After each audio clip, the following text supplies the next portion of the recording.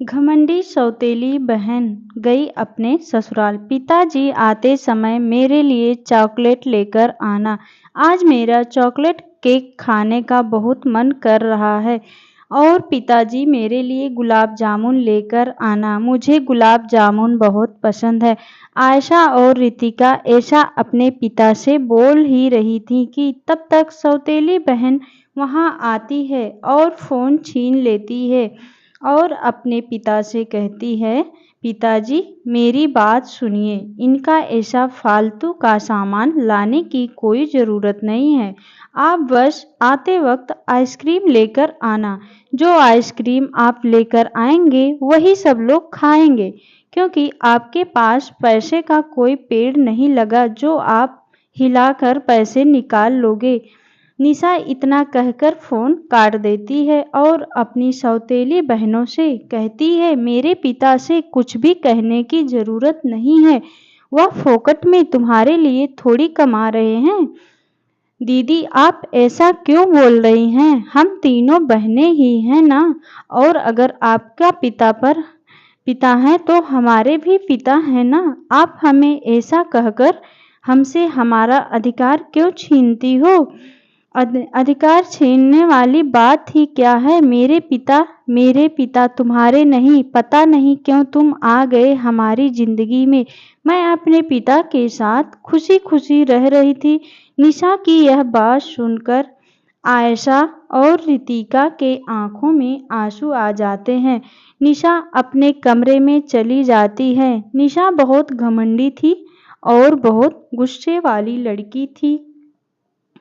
उसके गुस्से से उसके पिता को भी डर लगता था। जब से घर आने पर उसके पिता मार्केट से आइसक्रीम ही लेकर आते हैं। अरे निशा बेटी, देखो मैं तुम्हारे लिए आइसक्रीम लेकर आया हूँ। Thank you so much father.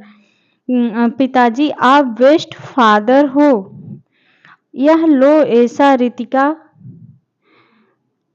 तुम्हारी चॉकलेट वाली आइसक्रीम। सॉरी बेटा, जो तुमने मंगवाया मुझे नहीं मिला। नहीं, ना ही चॉकलेट वाला केक, नहीं सही चॉकलेट वाला आइसक्रीम ही सही। कोई बात नहीं पिताजी, हम इसमें भी खुश हैं। आयशा और रितिका को खुशी खुशी आइसक्रीम खाते देख निशा जलने लगती है।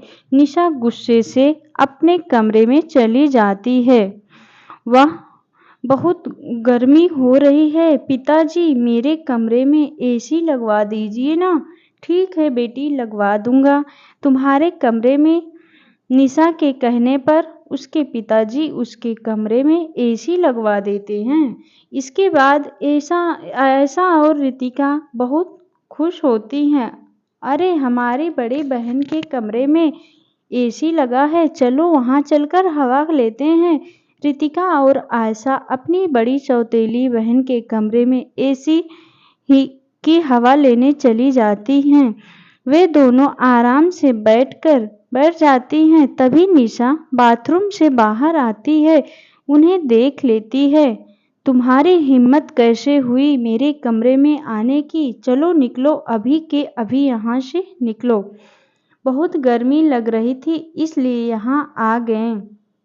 निशा गुस्से से बोलती है, तुम्हारी यह जगह नहीं है, तुम्हारी जगह रसोई में खाना बनाने की है। तुम दोनों अब जाओ और जाकर रसोई में खाना बनाओ। निशा के इतना कहते ही बेचारी दोनों बहनें कमरे से बाहर आ जाती हैं। इसके बारे में उसकी माँ हेमलता को कुछ भी नहीं पता था। आज मेरी दोनों प्यारी बेटियां क्या बना रही हैं? आज मैं कुछ कचौरियाँ बना रही हूँ माँ, और मैं चटनी के साथ रायता बना रही हूँ। चलो अच्छी बात है। सबसे पहले मैं अपनी बड़ी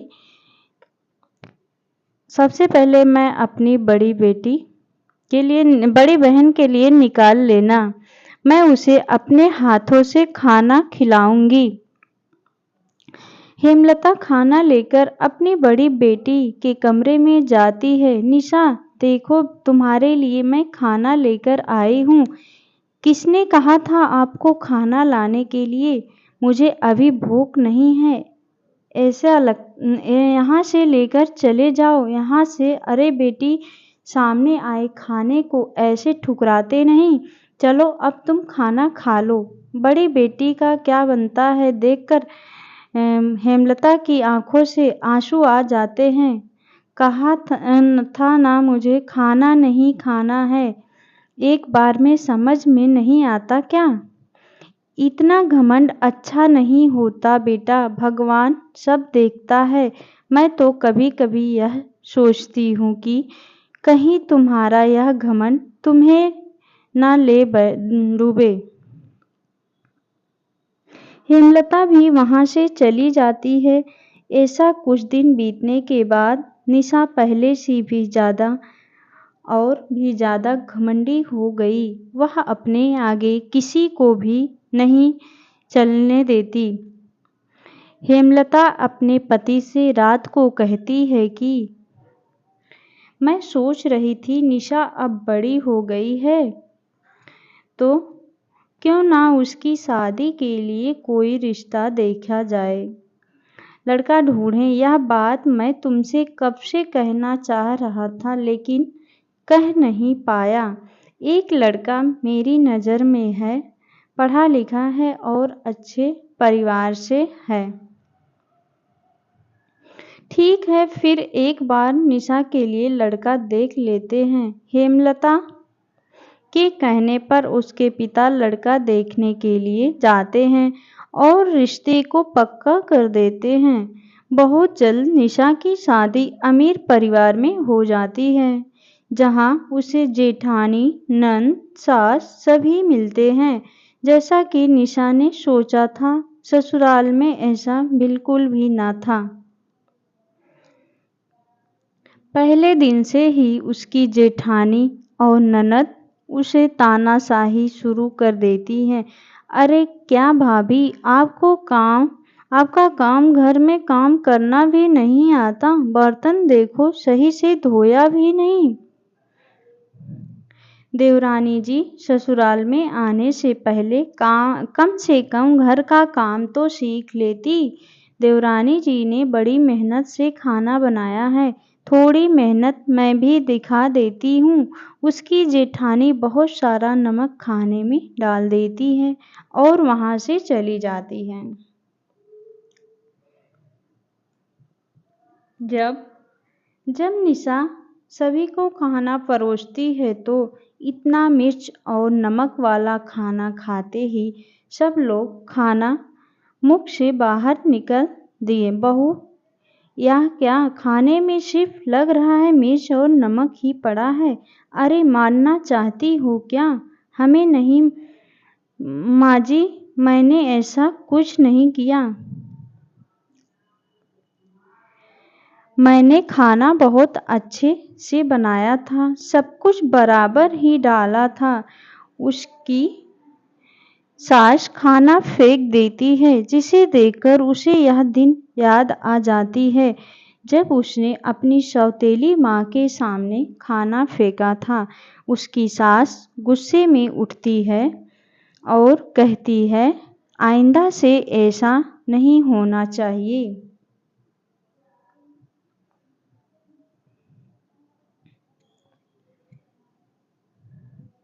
उसके बाद निशा रोते हुए अपने कमरे में जाती है और अपनी दोनों सौतेली बहनों और माँ को याद करते हुए रोने लगती है। मैंने किस तरह अपने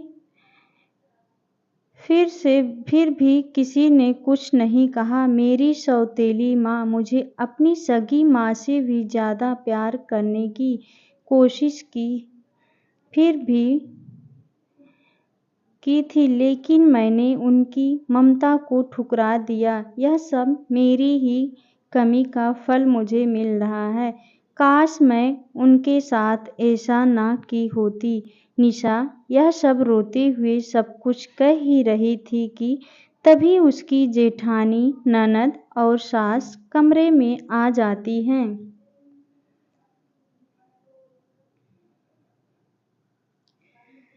तीनों कमरे में आती हैं, साथ में उसकी दोनों सौतेली बहनें और सौतेली माँ भी होती है। जब इसकी शादी हुई थी, हम लोग बहुत खुश थे कि हमारी सौतेली बहन चली ससुराल, लेकिन आपके जाने के बाद आपकी बहुत याद आई। सौतेली होने का मतलब यह नहीं है कि रिश्ते सिर्फ खून के ही होते हैं। जो रिश्ते दिल से निभाए जाते हैं वह खून से भी ज़्यादा मजबूत होते हैं। तभी हेमलता कहती है कि तुम्हें बस मेरी और सौतेली बहन का कद्र ना करने के लिए एक छोटा सा यह ड्रामा था। असल में तुम्हारी सास, जेठानी, ननद ऐसी नहीं है, लेकिन इन सब से तुम्हें एहसास होता है कि जब कोई ऐसा व्यवहार करता है तो दिल को कितना ठेस पहुंचता है। आपने सही कहा माँ, मुझे माफ़ कर दो, मुझसे बहुत बड़ी गलती हो गई है।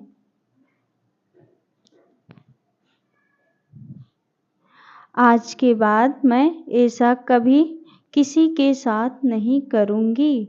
निशा रोते हुए अपनी सौतेली माँ को गले लगा लेती है और साथ में अपनी सौतेली बहनों को। उसी तरह निशा अपने सौतेली बहनों और माँ के लिए प्यार बढ़ जाता है और वह महीने में 1-2 बार मिलने आ जाती थी मायके और उनके साथ खुशी खुशी रहने लगती है। दोस्तों, आपको यह कहानी कैसी लगी कमेंट में ज़रूर बताना और वीडियो को शेयर ज़रूर करना तथा चैनल को सब्सक्राइब ज़रूर कर लीजिएगा। मिलते हैं एक और नई कहानी के साथ, तब तक के लिए बहुत बहुत धन्यवाद दोस्तों।